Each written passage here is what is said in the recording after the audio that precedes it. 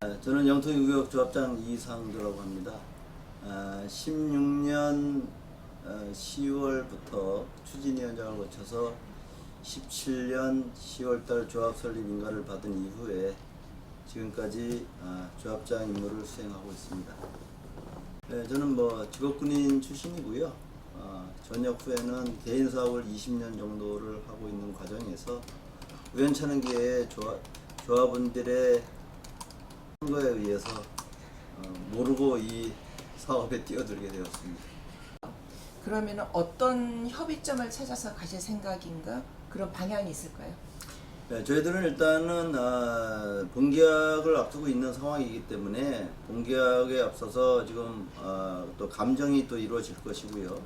지금 수원시가 선정한 1개 감정평가기관과 조합이 한 1개 감정평가기관이 2개가 이제 감정을 시작하게 될 것이고, 그 이후에 그 분양 신청을 받을 것이고 통보를 받을 것입니다. 그러면 그런 부분에서 같이 또 병행을, 시간을 아끼기 위해서 병행을 해야 되는 게 본계약 협상인데, 본계약 협상은 이제 어떻게 보면 시공사하고 단판을 짓는 어떤 그런 부분이고, 또 우리 조합의 이익하고도 직접적인 관련이 있다고 판단합니다.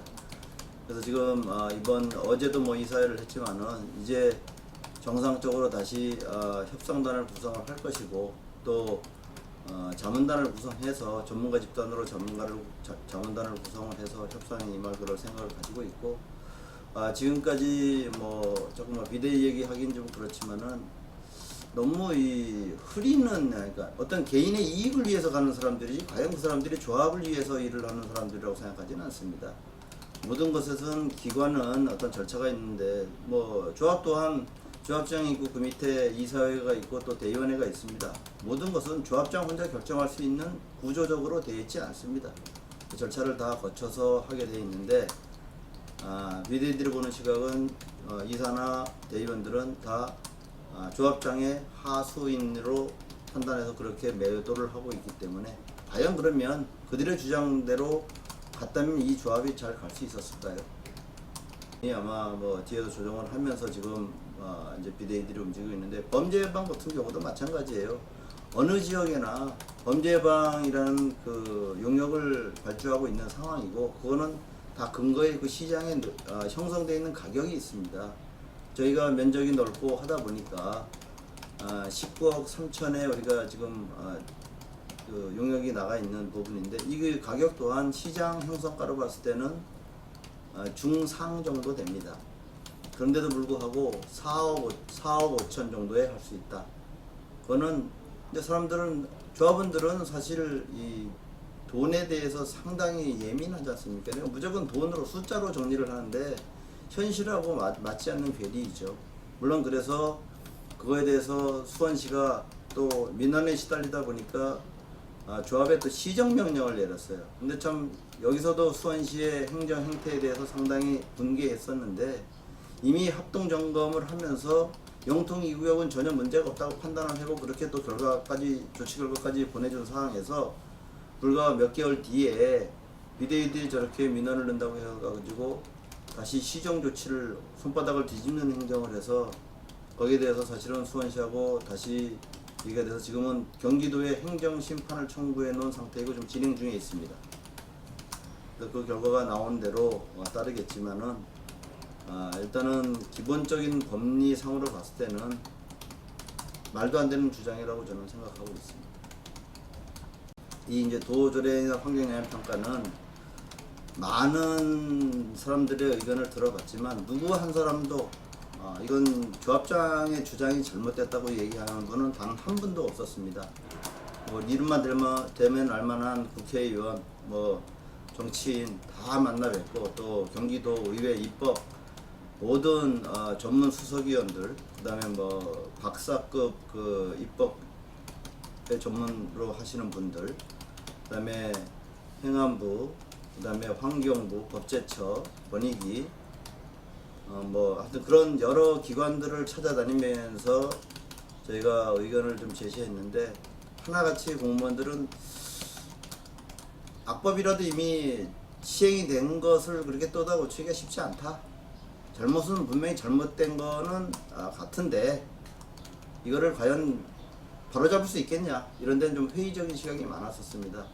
그렇지만 이게 저희 조합 같은 경우는 이미 건축 심의를 마치고 모든 계획이 서 있는 상태에서 사업시행 이거까지 신청한 마당에 다시 이 불합리한 환경 소급 조례를 받아들인다면 일단 기본적으로 1년 내지 2년 정도는 뒤로 다시 절차를 다시 밟아야 되는 부분이 발생하고요. 왜? 경관 심의도 다시 받아야 되고 또 건축 심의 또한 또 다시 받아야 됩니다. 그러다 보면 운영비도 문제고 또 그걸로 인해서 동과 동 사이에 대한 어떤 그런 일조 문제나 이런 것들이 환경으로 정리가 되다 보니까 계산을 해서 시뮬레이션을 해본 결과는 직접 비용 1260억, 간접 비용 350억 해서 한 1600억 이상이 문제가 된다고 판단을 했었습니다.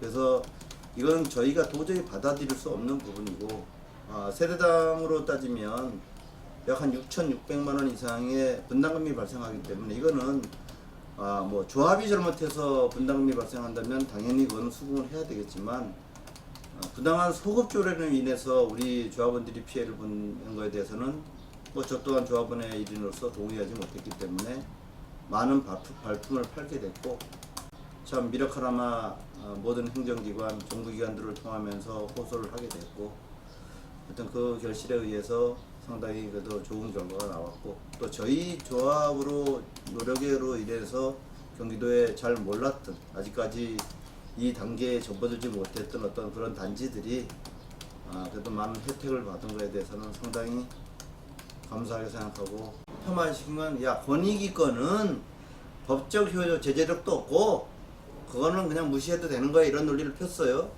절대 그렇지 않은 게 권익위가 어차피 아시다시피 대통령 직속기관인데 그거 무시해도 된다? 거꾸로는 뭐냐면 거꾸로 이 의결서 갖고 무시해도 전혀 문제 없어요. 그러니까 공무원들이 그냥 면책권을 갖고 있는 상황이라는 사람이 애초부터 이거를 잘못 드리블을 한 사람이다 보니까 끝까지 저렇게 이제 자기는 밀고 결국은 재의결까지 간 것도 결국은 단체 환경단체 그 뒤에서 조정한 거라고 보고 있습니다.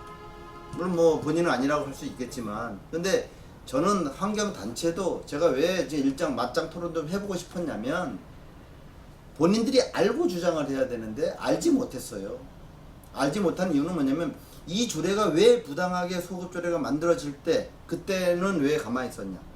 환경이라는 거는 정말 말 그대로 낙후된 것을 좋게 만들어서 삶의 질을 높이게 하는데 우리 같은 경우는 그 자리에서 부시고 그 자리에 짓는 건데 과연 그러면 환경의 논리에서 산을 뭐 절개한다든가 뭐 성토해가지고 뭐 평탄 작업하고 이렇게 만든다 그러면 당연히 그런 환경의 영향을 평가를 더 받겠죠. 근데 우리는 좀 구조 자체가 좀 어떻게 보면 틀린 거거든요. 근데도 불구하고 자기들은 제가 느끼기에는 환경단체 전화를 해보니까 우리도 잘 몰라요. 그런데 이건 아니잖아요.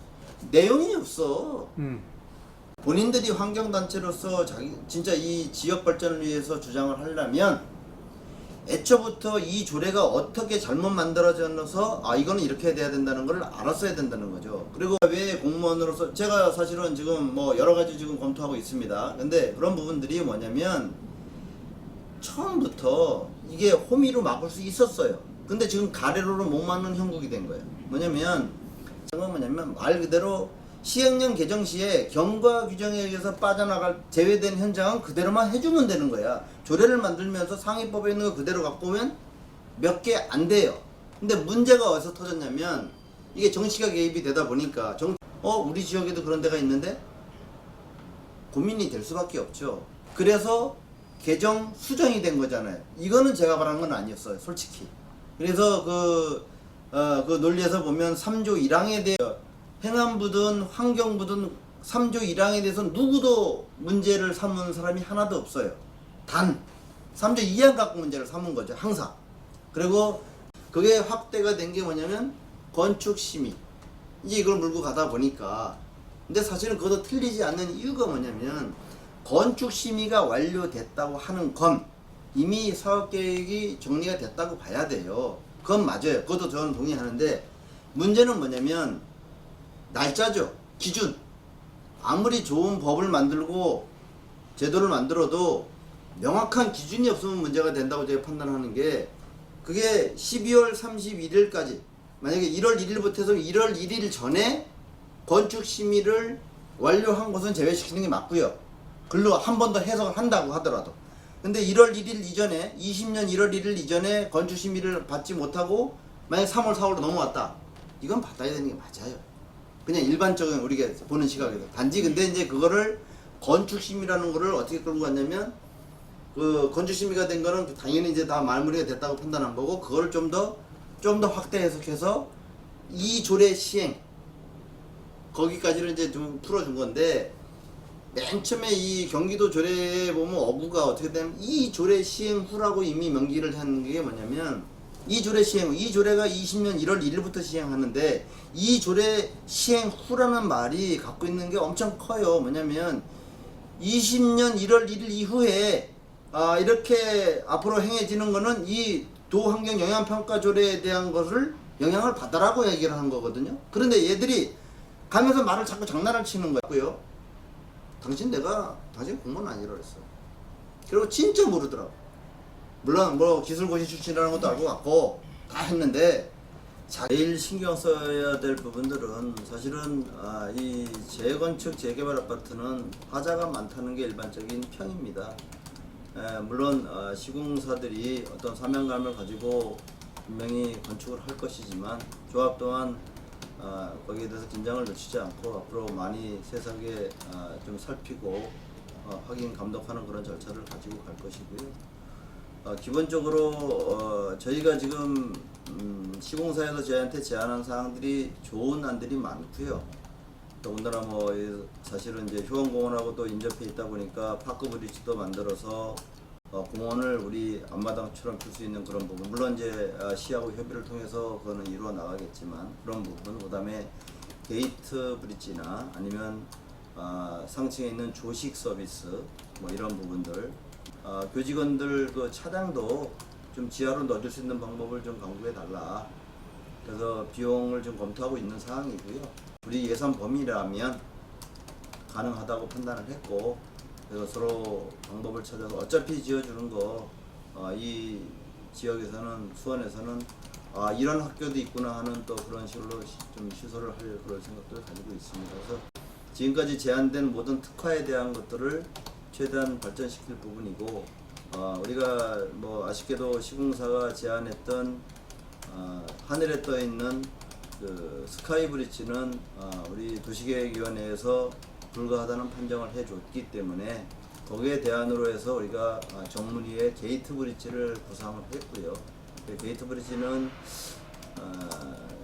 약 한 3층 높이 규모에서 거기에 뭐 커뮤니티하고 이런 부분들을 넣어서 상당히 좀 지역에서는 좀 부러워하는 그런 단지를 만들 계획을 가지고 있고, 사업원들에 대한 앞으로 혜택이 뭐가 어떻게 돌아갈까요? 공사 보면은 지금 우리가 9,500억의 지금 공사비가 지금 책정이 돼 있는 상황이고, 뭐 물가 상승과 이런 거에 감안해서 시공사하고 이제 본계약 협상에 되면서 정리가 될 상황이긴 합니다. 그래서 그 부분을 가지고 이제 저희가 본계약 협상을 할 것인데, 지금 저희가 뭐 단지 내에서는 상당히 좀 단지가 갖고 있는 그 프리미엄, 또 위치가 갖고 있는 규모가 갖고 있는 부분들이 있기 때문에 거기에 걸맞게 건축을 하려고 노력을 하고 있고요.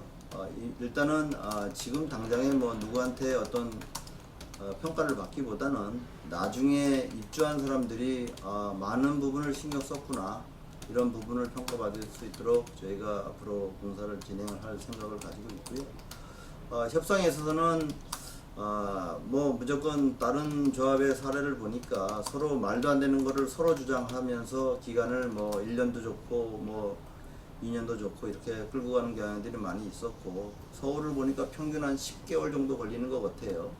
근데 저는 거기에 대해서는 별로 동의하지 않는 게, 협상이라는 것은 어떤 타결점을 찾기 위해서 서로 협의를 통해서 결과가 나와야 되는 부분이기 때문에 무조건 서로 수용할 수 없는 부분을 가지고 평행선으로 간다면 시간이 갈 뿐이지 결과물은 똑같다고 보여집니다. 거기에 대해서는 상당히 조합원들도 피로도가 누적이 될 것이고, 그래서 저희가 세밀하게 검토해서 최대한 줄 수 있는 거 주고 받을 수 있는 건 최대한 받아내서 서로 윈윈할 수 있는 어떤 그런 부분들을 만들어 가야 된다고 저는 생각하고 있습니다.